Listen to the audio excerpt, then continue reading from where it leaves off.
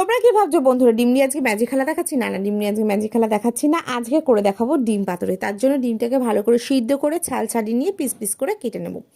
এবারে যে উপকরণগুলো লাগবে সেগুলো হচ্ছে পেঁয়াজ কুচি, টমেটো কুচি, আলু কুচি, সর্ষে বাটা, রসুন বাটা। আর গুঁড়ো মশলার মধ্যে লাগবে হলুদ গুঁড়ো, লঙ্কার গুঁড়ো, স্বাদ মতন নুন, আর পরিমাণ মতন হচ্ছে তেল। এবারে মশলাটাকে ভালো করে মেখে নেব। একটা কলা পাতার উপরে তেল দিয়ে তেলটাকে ভালো করে ছড়িয়ে নেব। তার উপর দিয়ে মশলা দিয়ে সুন্দর করে ডিমগুলোকে সাজিয়ে নেব। তার উপর দিয়ে আবার সেই মশলাটা দিয়ে দেবো।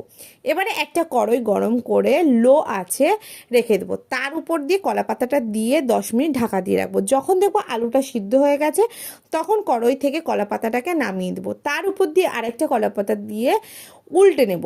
আমি যতক্ষণ উল্টাচ্ছি তোমরা চ্যানেলটাকে সাবস্ক্রাইব করে নাও যারা যারা করোনি। আর এবারে কড়াইটার উপরে দিয়ে 5 মিনিট রেখে দেবো। দেখো কত সুন্দর দেখতে হয়েছে, আর খেতে তার থেকেও সুন্দর হয়েছে।